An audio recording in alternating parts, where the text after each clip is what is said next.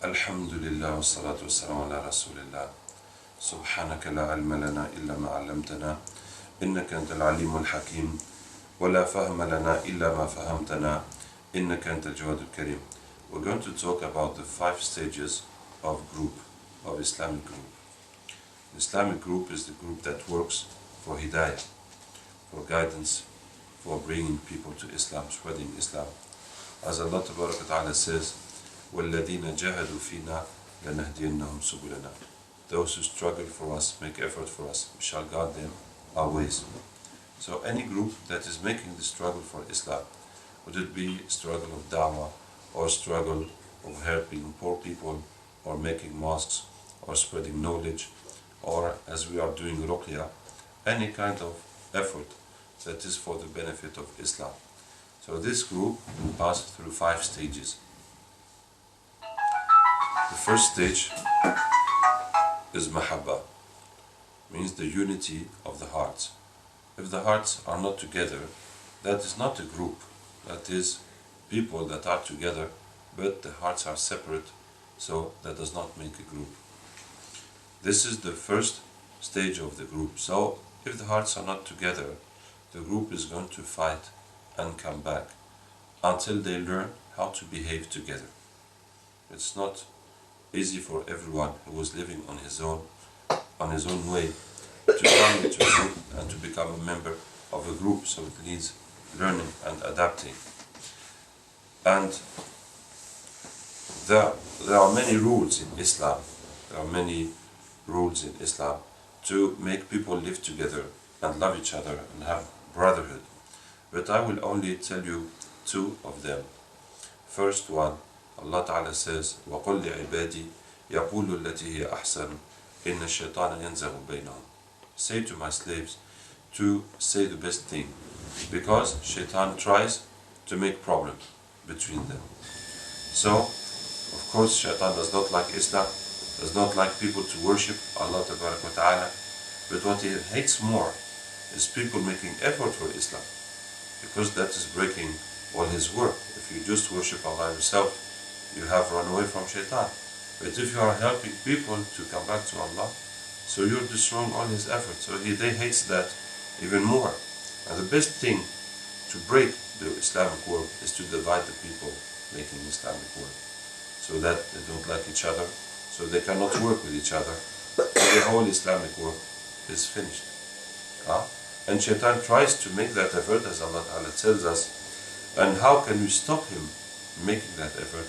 Is by always saying the best words. So if someone makes a mistake, in any situation, say the best thing. Avoid joking, say, "No, you are always like this, you are like that." Because the person can be offended, and then he does not tell you, but then he does not like you, and then after you cannot work together, and it comes more and more problems. So that is the way shaitan comes into the group, through words. Saying words that you think are nothing, are not harmful, are not important, but they will affect the other people's heart. So we must all try to stick on this order of Allah Ta'ala. Tell my slaves to say the best thing. And Rasulullah says the same thing. مَنْ كَانَ يُؤْمِنُ بِاللَّهِ وَالْيَوْمِ الْآخِرِ فَلْيَقُلْ خَيْرًا أَوْ لِيَصْمُتْ. Whoever believes in Allah and Day of Judgment should say good or shut up. And this is a general rule for Muslims' life. And I do advise myself and all my brothers and sisters to do your best to apply this rule. Because Rasulullah said it in such a way, it is very compulsory. He says whoever believes in Allah and Day of Judgment should say good or shut up. So don't take it just as a nafila, as a plus, that if you do it, it's good. If you don't do it, fine. You can be a good Muslim and speaking uselessly. No. As Rasulullah said, you can't. If you believe in Allah and Day of Judgment, you should say good or shut up. Don't speak uselessly. Of course, don't say bad things. But even useless things, you must avoid them.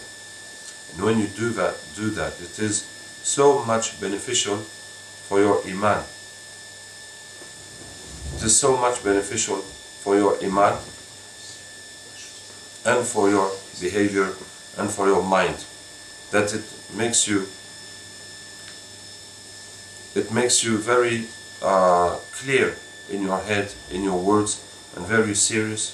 And when you stick onto that, that makes that at any time when you say something, everybody believes you and everybody takes you seriously, because you are always used to only say true things and right things.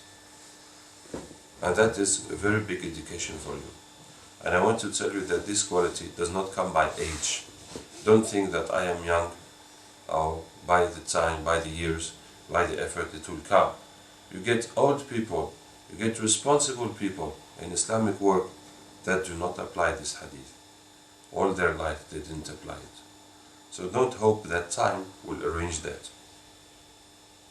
And the second point I'm going to mention to keep the hearts in the Islamic group is to consider highly each person of this group. You see, most of humanity are not Muslim. Many of Muslims are making shirk. Many of Muslims are not worshipping Allah properly. They run after dunya and they just worship Allah to respect the orders of Allah Ta'ala. And then a few of Muslims do their best to get closer and closer to Allah, to increase in degrees of iman and knowledge and practice, and to imitate Sahaba, to imitate Prophet ﷺ. And then even fewer Muslims have the worry of deen, of how to help others, to bring others to deen, how to give my life, how Allah will use me for the sake of deen. So these are so rare. So you must understand that each one of these people that have come to do some work for Islam, they are too much valuable. They are too much valuable. So even if they have defaults, even if they have lacks, that is what we have. If we should wait for perfect people to do the work of Islam, so there will never be any work of Islam. We are all not perfect. So people come with their lacks, and they are here to help Islam. So you must accept them as they are, and know that even if you can see qualities in some people that are not doing the work of Islam, but the quality this man has is that he has in his heart the worry about Islam and about Muslims. And that was one of the biggest qualities of Rasulullah sallallahu alaihi wasallam, to have the worry of the ummah. وَمَا أَرْسَلْنَاكَ إِلَّا رَحْمَةً لِلْعَالَمِينَ. We have only sent you as a mercy for all beings. And that was the permanent worry and thinking and effort of Prophet sallallahu alaihi wasallam. And especially in the RUQYA group, when someone does the RUQYA, jinns and sorcerers will attack him, and if Allah does not help him, he will not stand there. So if someone comes in the RUQYA with a false intention like money, or he's doing bad things in the RUQYA, like having like touching women or trying to abuse of women, so the jinns are going to destroy him, because shayateen and sahar attack us, and Allah will not help him because his intention is not good. So he's going to get destroyed. So if someone is making ruqya and staying in the ruqya, so you can understand that Allah is helping him. So even if he's not perfect, and no one's perfect, but alhamdulillah, if he had really something bad, he cannot stay in this world. So that is the first level, the first stage of the group, that is mahabba. And the second stage of the group is effort, juhd, effort. Many groups, they have mahabba, mashallah, very nice brotherhood, very much ikram, but then they spend their time taking tea, sleeping, everything slowly, everything with a wrist, as if you are in elderly house or in holidays, making everything slow and nice, must not get tired, must not have problem, everything fine. So what is the criteria to know that you are making effort? you know that you are making effort when you are working until when you go to the limit of sleeping and eating. That means you work and you are tired, you want to sleep, but you cannot go to sleep because there still is some work to do. And you do the effort until you are hungry and you want to eat and the food is there, but you cannot because there still is some work to do. So that is when we're going to start to take benefit from this effort. I give you an example. It's like when you do sport and you get tired. So when you get tired, you stop. So you're getting no benefit. It is when you are tired that you are starting to benefit. And you must go beyond your tiredness and force yourself to go more and more. And that's how you're going to acquire new capacities in sport, by going beyond your limits. So now how to do that? We must fill up our time with useful activities that are beneficial for us and for people, until doing those activities will drag us with pleasure, not as a constraint, not as a burden, as something difficult and undesirable. No, you will like it because you are taking profit and you're being useful to people, so you want to go more and more and more and not think about eating and sleeping. This is how it has to be. So now, how to fill up our day, our time with activities, it depends. It depends on the nature of the effort we are doing and the organization you are in. But to say it, to give a general idea, we can divide these activities according to who it addresses to. So first one is on the people. So if you are working on the people, like here, making ruqya on patients, or giving dawah to people, or teaching people, or helping people, whatever the activity is, so that is the priority. You must take care of these people. After that, you must take care of our group. That means if there is someone who knows more than you, better skills than you, stick onto him and ask him whatever you need, if you have finished with the public. And if there is someone that is less than you, go to him and teach him whatever you know. And the third activity is oneself.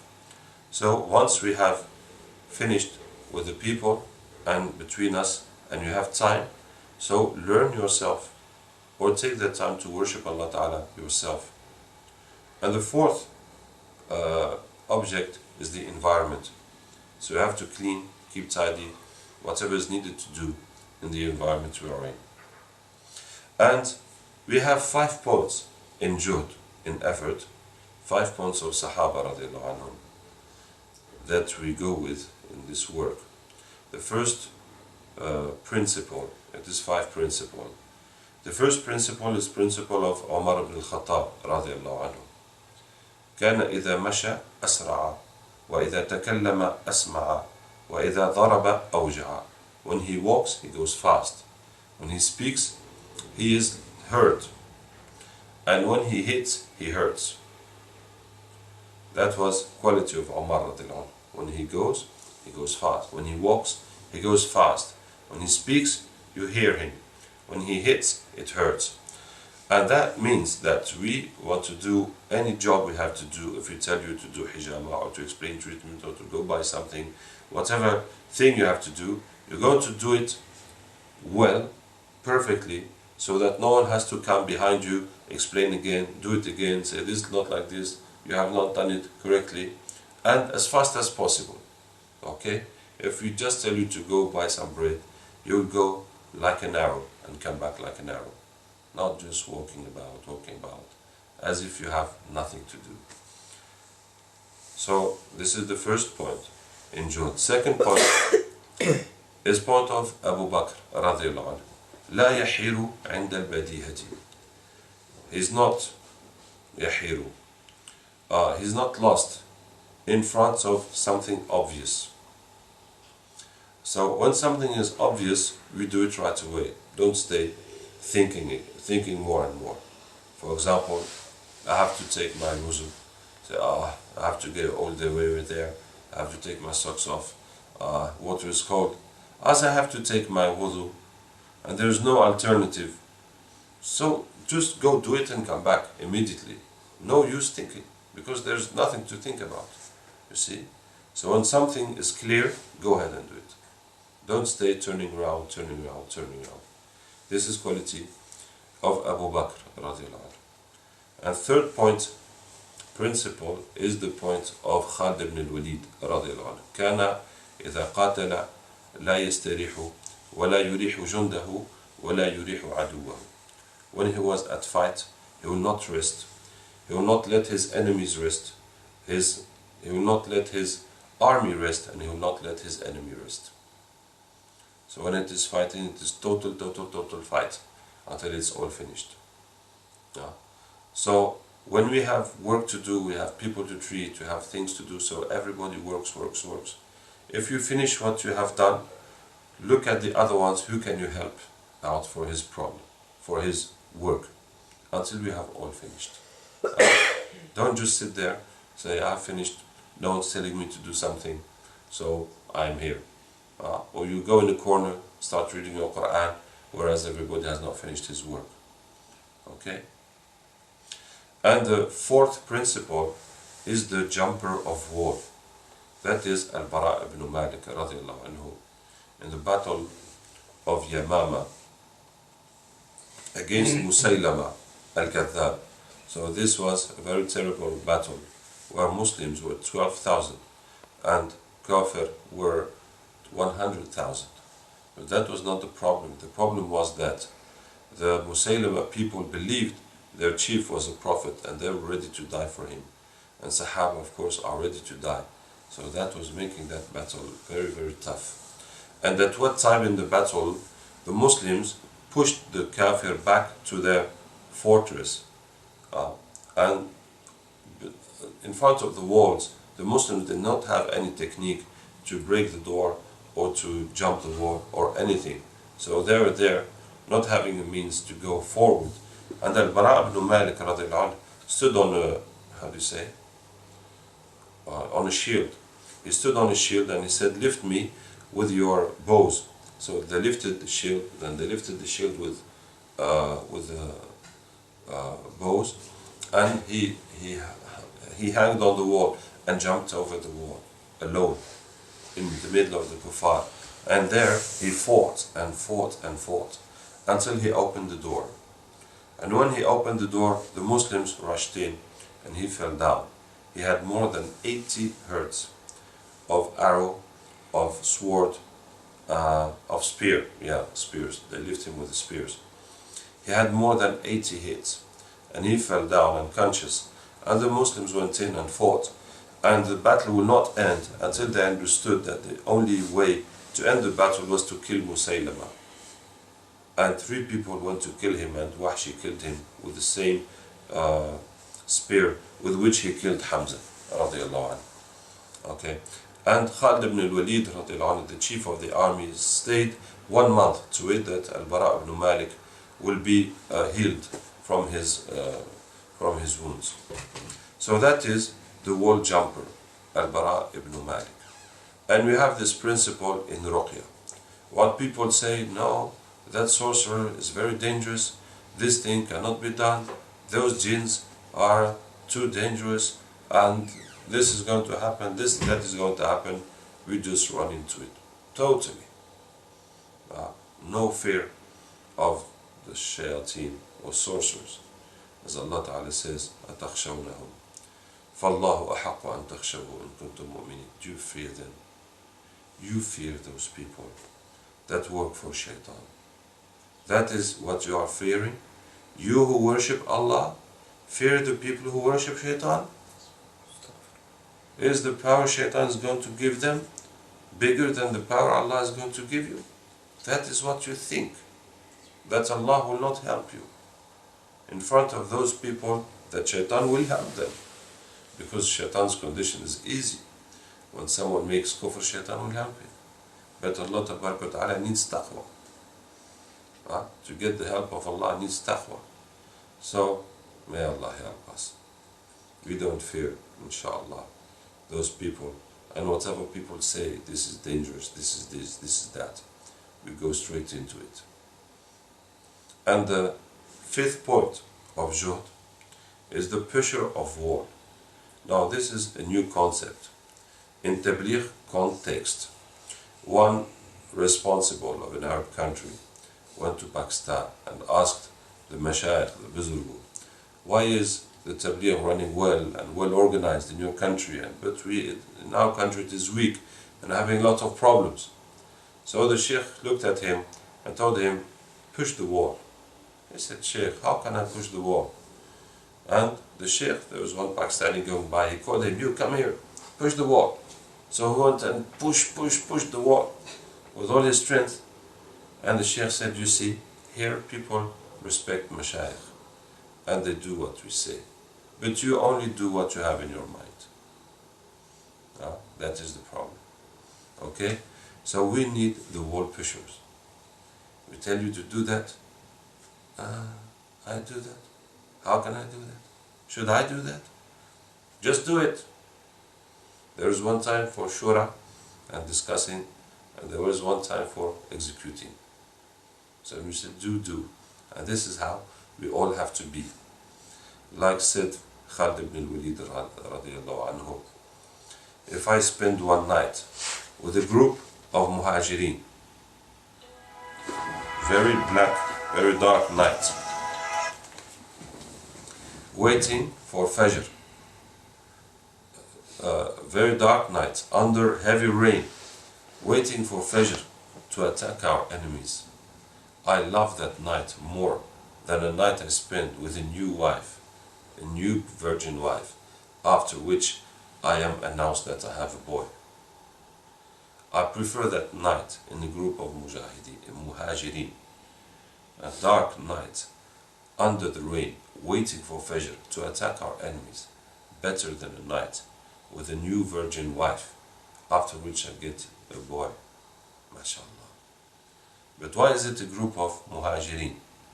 Because the muhajirin, after the death of Rasulullah sallallahu alaihi wasallam, only wanted to join him.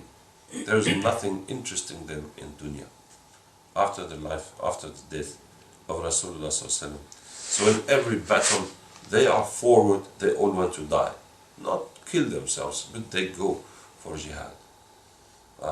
So when you are with a group of people and you know no one is going to go back, no one is going to move back, so that group will have another effect, you see. So this is the 5 principles in the effort. Principle of Omar: when he walks, he goes fast; when he speaks, he is heard; and when he hits, he hurts. Principle of Abu Bakr radiallahu anhu: he will not be when something is clear, he will not hesitate anymore. And principle of Khalid ibn al-Walid: when he is at fight, does not take rest, does not let his army rest, does not let his enemy rest. And then the jumper of war, Al-Bara ibn Malik radiallahu anhu, and then the pusher of war. And the third stage in the group is fikr, means thinking, having the worry, and thinking how to progress in our work, how to do it better, how to reach our goals. This comes after effort.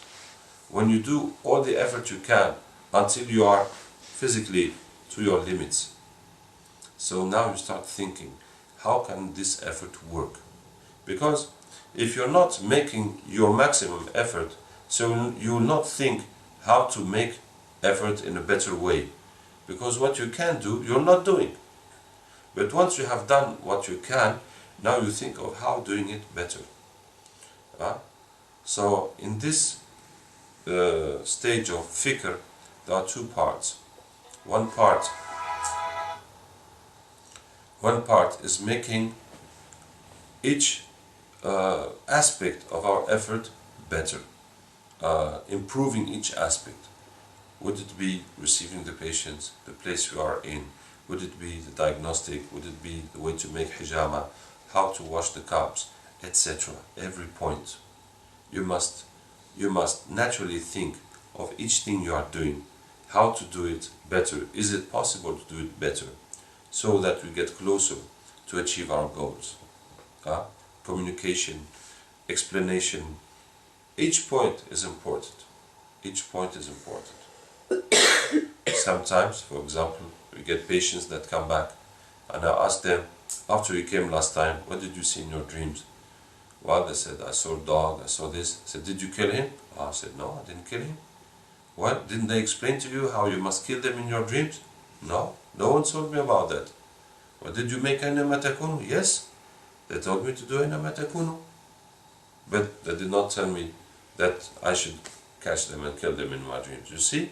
So that is a lack. Well, it's not that dangerous, but it would have been much better to teach the patient how to do it. So when he sees them, he's going to kill them, those jinns will die, or people making sihr will be broken, and he will be better, and he will have more iman.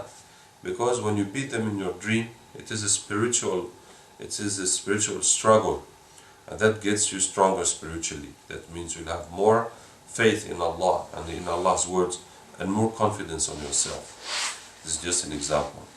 So we must always be thinking how to improve all the things we are doing. And the second point in fiqh is shura. So we discuss all together about our situation and how to make things better, what problem you have, what can we, etc., etc. In order that everybody gets the fiqh, understands where we are and where we're going and what we need to go forward. So everybody will act in the way to make the group progress. And then the fourth stage in group is, we call in Arabic tawajjuh, means asking Allah, making dua to Allah Ta'ala to help us. And that comes when you have done all your physical effort and all your fikr, your understanding, your wiseness, your experience to make things improve. And then after you will understand that only Allah Ta'ala can give the result. For example, we are treating people. Only Allah can heal people. We are using Quran. It is the words of Allah Ta'ala. It is Allah who makes the shifa through this ayat. Now, we all have sins and lacks, and we are not doing this work as it should be done. Now, we need to ask Allah Ta'ala to not take count of our lacks and to give mercy on us and people and to cure them. You see, it is in the hands of Allah Ta'ala. Many things we can't control. Many things we can't control. So we need to ask Allah Ta'ala a lot. In all Muslim effort. If you do the effort, for example, of da'wah, or teaching, or building mosques, or any effort for Islam, and you don't ask Allah Ta'ala to guide people or to make things work, that means you believe you can do it on your own. You have enough money, you have enough experience, you have enough knowledge, you have enough akhlaq, you have enough everything to do it. And you're doing it and waiting for your action to give result, not asking Allah Ta'ala to help you. You see, that is a big problem. That is a very big problem, because Allah Ta'ala, when Allah gave Islam to Prophet ﷺ, in the very beginning, He gave him two orders. يا أيها المدثر قم فأنذر يا أيها المزمل قم الليل. Get up and preach and warn, and get up and pray at night. And Qiyam al-Layl was compulsory for Prophet ﷺ and Sahaba about half the night in the beginning years of Islam. And so this is very necessary for Islamic work. We know very well in RUQYA that shayateen work against us. Shayateen work against us. Ins and jinn shayateen. Sorcerers are ins shayateen, working for shaitan. They work against us. And for instance, I'll tell you a story I had. One girl sent me an email, and she said she will never forgive me. because she came to me with a friend of hers for treatment for her friend, and she just brought her friend. She told me that day all the problems of her friend finished, and all the problems of her friend came onto her, and she's stuck since then. So this is why she will never forgive me. So she thought that I removed sihr from one person to put it on another person. This is how she understood. So we did jinn catching to get the jinns with her, and they told us that the sahir made sihr on her to make me look as a bad person. You see? This is how sihr are working. They are there. They are understanding what we are doing.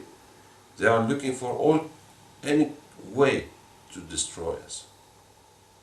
You see, they will do sihr on our patients so that they will not get better. And they'll say, these people, what they are doing is nothing.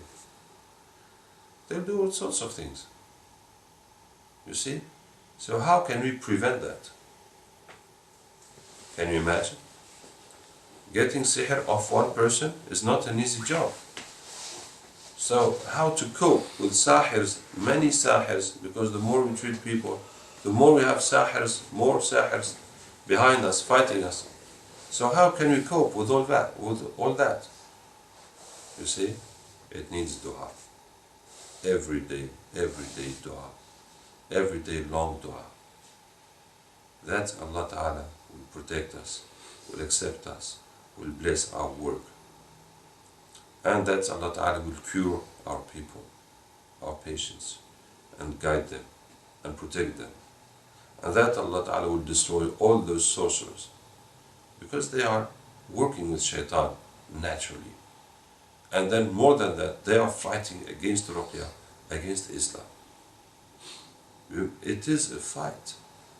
And they are fighting very seriously, because it is their living, and their honor, their pride, that they are defending. And we are defending the religion of Allah. So we also must be very angry about them. We must have a lot of anger. Imagine how much Allah is angry about those people working with shaitan. How many lives they have destroyed? So many patients we have. Their children are autist. What do you think of someone having one child autist? 2 autist children? How is his life going to be? Etc., etc. So many problems. People very fine have become crazy. People in very good situation have become bankrupt, indebted, etc. So many of these problems. So we must every day give time for dua, for all the things we are trying to achieve. That is necessary in the group that works for Hidayah. It is absolutely necessary to give everyday time for dua. If you're not, your effort is not complete. So it is as if you are making something. For example, you're building a house and you don't finish it. You build a car, you don't finish it. You make food, you don't finish it. So it cannot be used. House cannot be used, car cannot be used, food cannot be eaten, etc. It cannot be used. And this effort of Hidayah, without the dua, will not give result. Will not give result. The only benefit, it is a training for yourself. Now you can train, you can be learner and come to train how to make food, how to do this, how to do that. But if you stay a learner all your life, so you have wasted all that time. You have to learn to become a professional and to give something that gives result, that you can help people with, yourself too. But if you always say, as training, all of your life training, not doing proper effort, real effort, you have wasted your time. Anyway, it is better training to do Islamic work than going on holidays and watching TV. Of course, you have some hasanat, but that work is not productive in terms of Hidayah. So the fourth stage is dua. And you must find every day time for dua. For example, read Yasin, make dua, or pray sometime by night, make dua, or make qunut in Salat al-Watr, make dua. Well, if you want to make dua every day, you have to fix some time, fix some habit to make this dua. Then, the fifth stage of group is ibtila, test from Allah Tabarak wa Ta'ala. And why is the fifth stage test by Allah Tabarak wa Ta'ala? Now you're going to understand everything, inshallah. Allah Ta'ala has promised hidayah for effort. And in the effort, there's a first condition, that is mahabba, unity of the hearts. Otherwise, there's no group. Once that condition is there, the effort is divided into three things: physical effort, mental effort, and spiritual effort. That is juhd and fikr and dua, tawajjah to Allah Ta'ala. Once this effort is complete, you are making effort as much as you can, with physically, intellectually, mentally, and spiritually making dua. Allah is going to give hidayat. It's going to work. Like a key opens a door. It's going to work. Like you say, you mix this, you put on the fire, you'll get your food. It's going to work, inshallah. It's going to work. And how does this hidayah come? This hidayah, Allah has promised for yourself, not for other people. When you make effort for guidance of people, what did Allah promise? Those who struggle for us, we shall guide them our ways. Allah has promised hidayah for you, not for the other people. You see, the people you are making effort on, Allah did not promise anything for them. Allah promised for you. That is who are making effort on the people. So Allah will guide you. And what does guidance mean? Means Allah will increase your iman. Increasing your iman is the same thing as removing dunya from your heart, removing creatures from your heart. And this removing creatures from your heart will not come in an easy way, in a soft way. It will come in a hard way. It will come with pain, with suffering. This is why you get tests. And those things you love, those things you are attached to, those things that count for you, Allah is going to grab them off you. That is your hidayat. And that is why the result of effort is ibtila, is tests. So when you are making efforts, if you are making correct effort, you will get ibtila every day. Every day something is going to happen. It could be illness, it could be loss of money, it could be people speaking bad things about you, etc. It could be any kind of thing. It could be some person speaking bad to you, making problem with you, etc. So, when you get this ibtila, you have to do three things. First of all, you have to know it comes from Allah and accept it. Not say, why are you doing this? Why does this always happen to me? Who took my money? Why did you do bad food? Too much pepper? No. Say, well, we try to do our best to avoid problems, but once the problem has happened, we say, Allah has wanted this. Yet, Rasulullah ﷺ said, لا يلدغ المؤمن من جحر مرتين. The believer does not get bitten, is not bit from the same hole twice.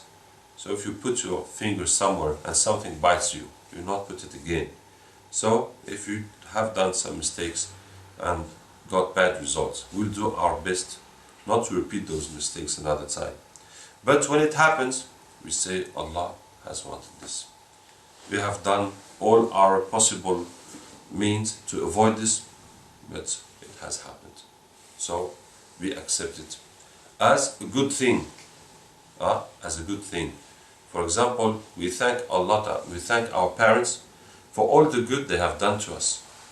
But we also thank our parents for all the punishments they have given to us. And maybe those punishments were more beneficial for us than the gifts and presents they have given to us. And also Allah Ta'ala, when Allah gives us bad situations, difficult situations, we thank Him, because we must know it is for our good. Even if we are suffering and we don't see what is good in this situation, but we must keep confidence in Allah Ta'ala that it is our good. And the second point we do when we get ibtila, when we get tests, is to continue our work and our effort. So whatever happens, we continue doing our ibadat and our effort for deen. And the third point, when we get ibtila, we don't ask Allah Ta'ala to remove the ibtila, we ask Allah for hidayah. We ask Allah for hidayah. So now you have lost your money, or there's no food, or you got ill, or whatever is happening. So instead of saying, Ya Allah, my money is gone, how can I do? Ya Allah, I want my money back. No, say, Ya Allah, I ask for hidayah. Save the ummah of Muhammad sallallahu alaihi wasallam. Save them from going astray, from shirk, from sins, etc. Guide them. Ask us and say, this money, you do what you want, keep it, give it, take it out of my heart. That is the most important thing. And you continue your effort. And this is how this ibtila will be a cause for cleaning your heart, increasing your iman.